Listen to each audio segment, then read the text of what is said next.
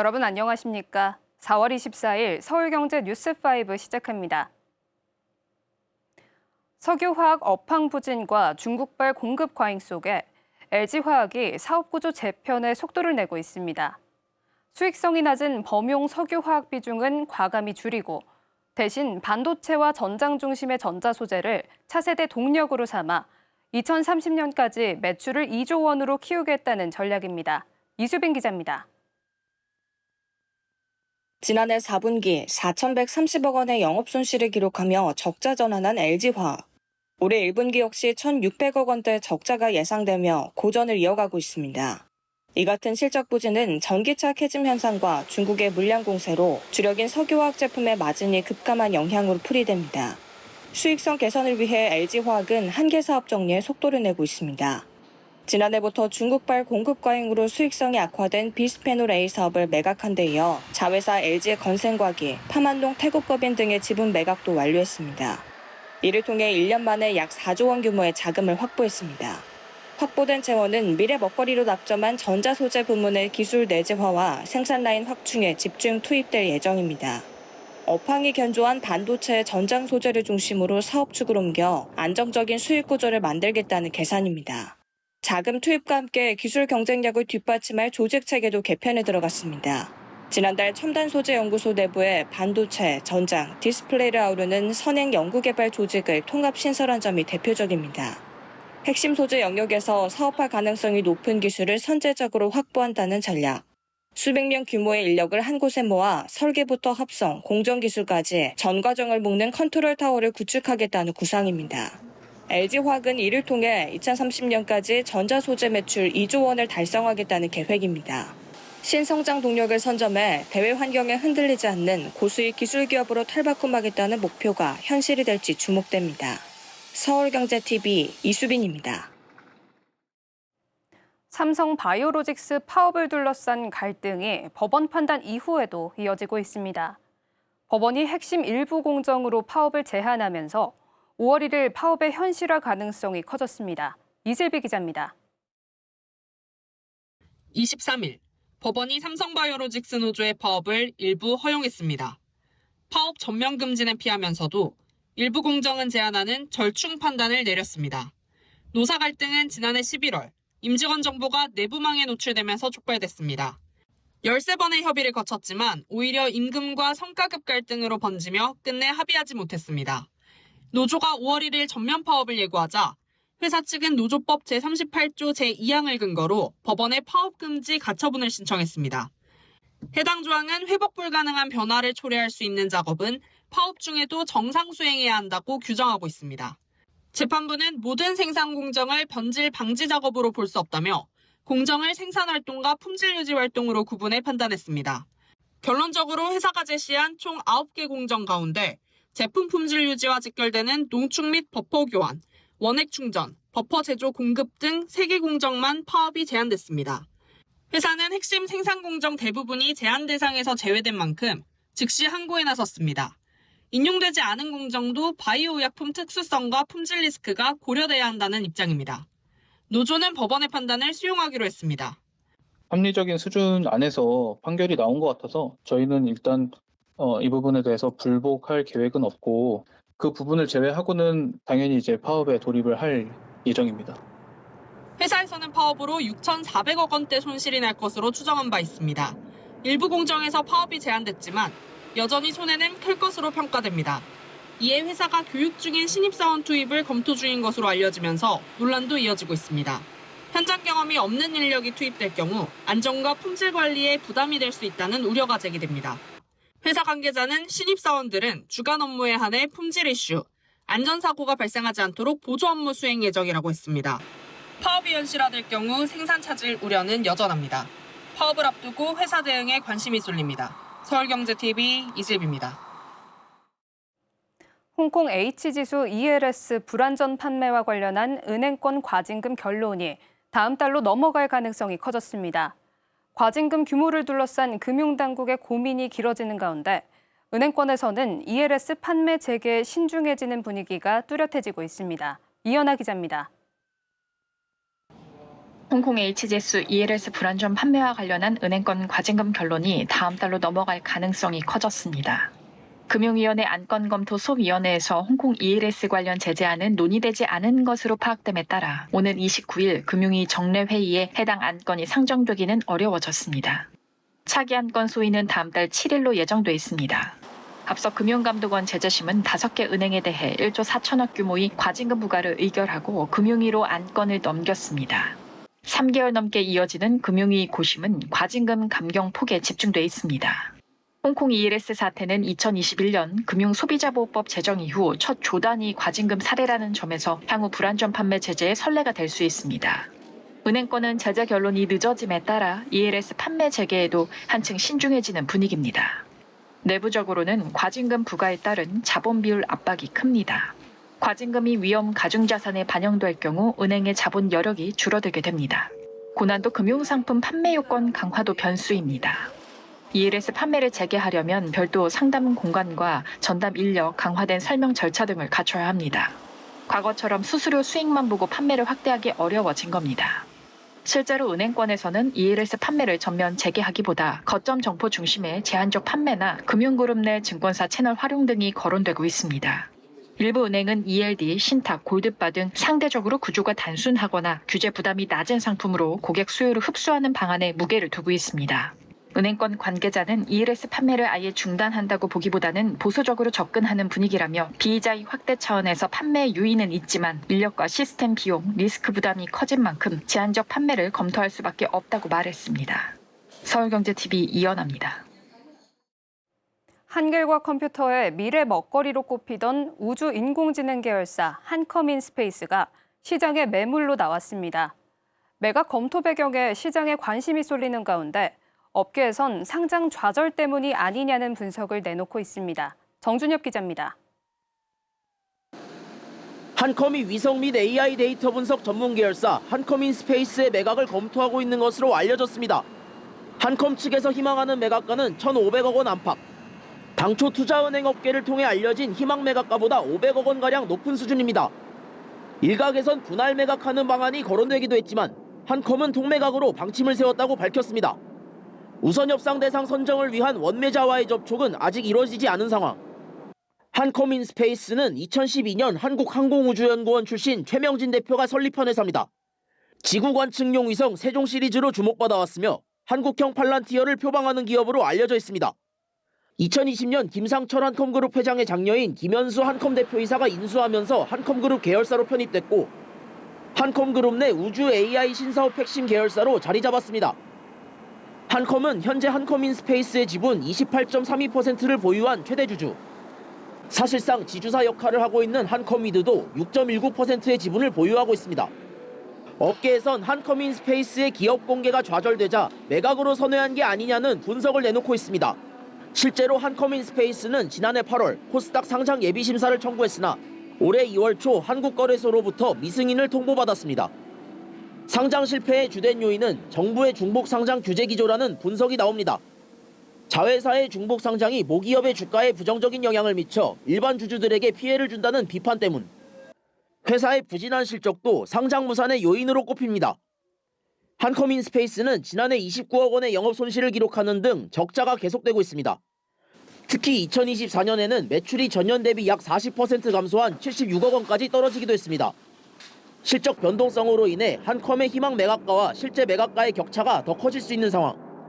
한컴 관계자는 한컴인스페이스의 사업이 초기 투자 자금이 많이 필요한 사업이다 보니 자체적인 매출이 나오더라도 R&D 투자 비용이 더 높았던 부분이 있다며 적자폭은 점점 줄어들고 있다고 밝혔습니다. 서울경제TV 정주엽입니다. 넥슨이 장수게임 버블파이터 서비스를 17년 만에 종료합니다. 최근 자체 진행한 주주 투자자 대상 행사에서 수익성이 낮은 프로젝트를 정리하겠다고 밝힌 뒤 나온 조치인데요. 넥슨의 게임 포트폴리오 재편이 본격화됐다는 해석이 나옵니다. 최연두 기자입니다. 넥슨의 캐주얼 슈팅 게임 버블파이터가 오는 6월 24일 서비스를 종료합니다. 2009년 정식 서비스 이후 17년 만입니다. 버블파이터는 넥슨의 대표 캐릭터인 다오와 배지를 활용한 게임입니다. 물총 싸움을 소재로 한 쉬운 조작과 캐주얼한 그래픽으로 인기를 끌었습니다. 하지만 시간이 지나면서 이용자 수가 줄었고 운영 여건도 악화됐습니다. 버블파이터는 아이템 확률 변경 사실을 제대로 알리지 않았다는 이유로 2024년 공정거래위원회로부터 과징금 처분을 받기도 했습니다. 이번 종료는 넥슨의 최근 경영 기조와도 맞물립니다. 패트릭 쉐더룬드 넥슨 회장은 지난달 자본시장 브리핑에서 수익성이 불투명하거나 기준에 미달하는 프로젝트는 정리하겠다고 밝혔습니다. 버블파이터 종료는 이 같은 기조가 반영된 대표적인 사례로 보입니다. 넥슨의 장수 지식재산이 흔들린 건 이번이 처음은 아닙니다. 앞서 카트라이더 드리프트는 흥행 부진 끝에 지난해 서비스를 종료했습니다. 카트라이더 시리즈 개발사인 니트로 스튜디오는 구조조정과 희망퇴직을 거친 뒤 작년 12월 파산 절차에 들어갔고 자녀 인력은 넥슨 코리아로 고용 승계됐습니다. 넥슨은 현재 카트라이더 클래식 개발은 변동 없이 진행 중이라는 입장입니다. 다만 구체적인 개발 상황이나 출시 시점은 공개하지 않았습니다. 넥슨이 수익성 중심의 체질 개선에 속도를 내면서 포트폴리오 재편이 어디까지 이어질지 주목됩니다. 서울경제TV 최현두입니다. 남양유업이 한엔컴퍼니 인수 후 구조조정을 통해 흑자 전환에 성공했습니다. 하지만 매출 감소세가 이어지면서 성장성에 대한 우려는 여전히 남아있는데요. 새로운 돌파구 마련이 과제로 떠오르고 있습니다. 이혜연 기자입니다. 남양유업이 경영권 변경 이후 비용 구조 개선을 통해 수익성 회복에는 성공했지만 매출 감소와 사업 축소로 성장 여력은 여전히 제한적입니다. 수출 시장 확대를 통해 새로운 성장 동력을 찾겠다는 전략. 남양유업의 연결 기준 매출은 2023년 9,968억 원에서 2024년 9,528억 원, 2025년 9,141억 원으로 매년 4%가량으로 감소했습니다. 반면 2023년엔 700억 원이 넘는 영업손실을 기록했으나 2025년에는 영업이익 52억 원, 순이익 71억 원으로 흑자 전환에 성공했습니다. 다만 이는 매출 확대보다는 비용 절감에 따른 결과라는 분석. 2024년 한엔컴퍼니 체제로 전환된 뒤 일치프리아니, 오스테리아 스테소 등 수익성 낮은 일부 외식 사업을 철수하는 등 전방위적인 효율화 작업을 추진해왔기 때문입니다. 이 과정에서 사업 포트폴리오가 유업 중심으로 단순화되면서 시장 변화에 대응하는 유연성은 오히려 떨어졌습니다. 흑자 전환의 근거가 외형 확대가 아닌 비용 절감에 있다는 점이 구조적 한계가 여전하다는 지적입니다. 우유와 기타 음료 부문의 해외 판매 부진은 수출 실적 악화로 이어졌습니다. 지난해 국내 매출이 같은 기간 5% 넘게 줄어드는 동안 수출액은 745억 원에서 396억 원으로 절반 가까이 떨어졌습니다. 이에 남양유업은 아시아 시장 공략에서 돌파구를 찾겠다는 구상입니다.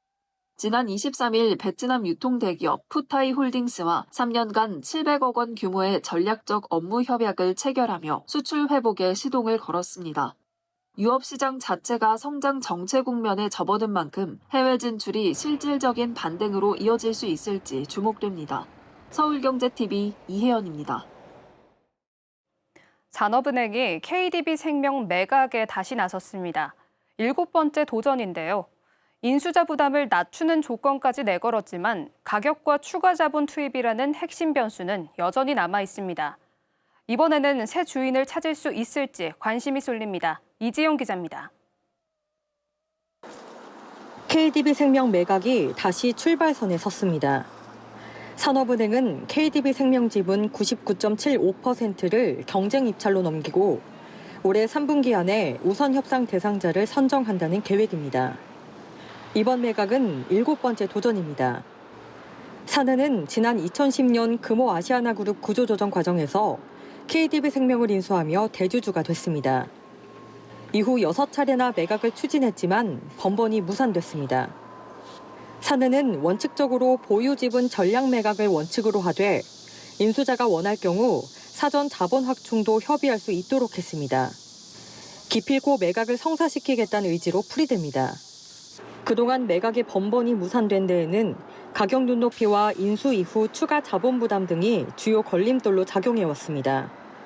KDB생명은 지난해 1,100억 원이 넘는 순손실을 기록하며 적자로 돌아섰고 보험과 투자 부분 모두에서 수익성이 악화됐습니다. 이 때문에 인수 이후 추가 자본 투입 가능성도 부담 요인으로 꼽힙니다. 시장에서는 한국투자금융지주가 유력 후보로 거론되지만 최근 예별 손해보험 매각에 단독 참여하는 등 다른 매물도 검토 중이어서 실제 참여 여부는 아직 미지수입니다. KDB생명이 이번에는 새 주인을 찾을 수 있을지 관심이 모입니다. 서울경제TV 이지영입니다. 정부가 외국인 관광객 3천만 시대 조기 달성을 위해 내세운 인천공항발 국내선 확대가 다음 달 제주항공의 취향으로 시험대에 오릅니다. 정부 정책에 발맞춘 행보지만 과거 수익성 악화로 줄줄이 취향을 멈췄던 전례가 있어 보여주기식 운항이 아니냐는 우려가 나옵니다. 최동수 기자입니다. 다음 달 12일부터 제주항공이 주 2회 일정으로 인천공항과 제주공항을 잇는 노선을 시범 운항합니다. 지난 2월 국가관광전략회의에서 논의된 인천발 지방노선 확대 정책의 첫 번째 행보입니다. 외국인 관광객이 입국 후 곧바로 지방으로 이동할 수 있는 환경을 조성해 관광 영토를 넓히겠다는 게 정부의 구상입니다. 그러나 항공업계에서는 수익성에 의문을 제기하고 있습니다. 과거 인천공항은 국내선을 운항했으나 낮은 탑승률로 인해 잇따라 단항했고 명맥을 이어가고 있는 김해대구행 환승용 내항기마저 평균 탑승률이 60%에 머무르고 있는 저조한 상황. 더불어 외국인 관광객의 여정 구조 자체가 서울을 중심으로 짜여 있어 인천발 국내선 도입이 의미가 없다는 의견도 적지 않습니다. 지방 도시들로 이동하더라도 KTX나 김포공항 국내선을 이용하는 것이 관광객 입장에서는 합리적인 접근이라는 분석이 나옵니다.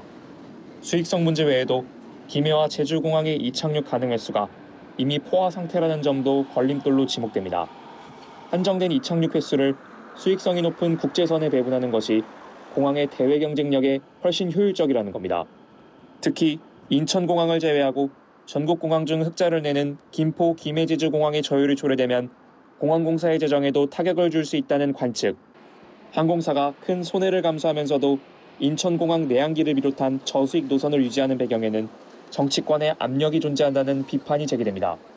전문가들은 지자체가 운항 손실 보전금 등을 지원하고 있지만 항공사의 핵심 비용인 유류비와 항공기 리스비를 감당하기에는 턱없이 부족한 수준이라는 지적이 나옵니다. 서울경제TV 최동수입니다. 결혼중개업체 듀오가 회원 43만 명의 민감한 개인정보를 유출하고도 과징금 12억 원에 그쳐 논란입니다. 개인정보보호위원회는 듀오에 과징금 약 12억 원과 과태료 1,300만 원을 부과했습니다. 지난해 1월 직원 PC가 해킹당하면서 42만 7천여 명의 정보가 유출됐습니다. 이름과 연락처는 물론 신장, 체중, 종교, 혼인 경력과 학력, 직장 등 민감한 프로필이 통째로 털렸습니다. 회원 개인의 인생이 통째로 담겼다고 해도 무방한 정보가 고스란히 유출됐는데도 12억 원 수준의 과징금이 부과된 것을 두고 온라인상에서는 불충분한 조치라는 지적이 나오고 있습니다. 듀오가 중기업으로 분류돼 15% 감경을 받았기 때문입니다. 정부는 오는 9월 징벌적 과징금 제도가 시행되면 상한이 매출액 10%로 높아진다며 제도 개선을 검토하겠다고 밝혔습니다. 소재지 관할 지자체인 강남구는 다음 주 듀오에 대한 현장 점검에 나설 예정으로 법 위반 사항이 확인되면 벌금은 물론 영업정지 등의 행정처분이 가능합니다. 이상으로 서울경제 뉴스5를 마칩니다. 시청해주신 여러분 고맙습니다.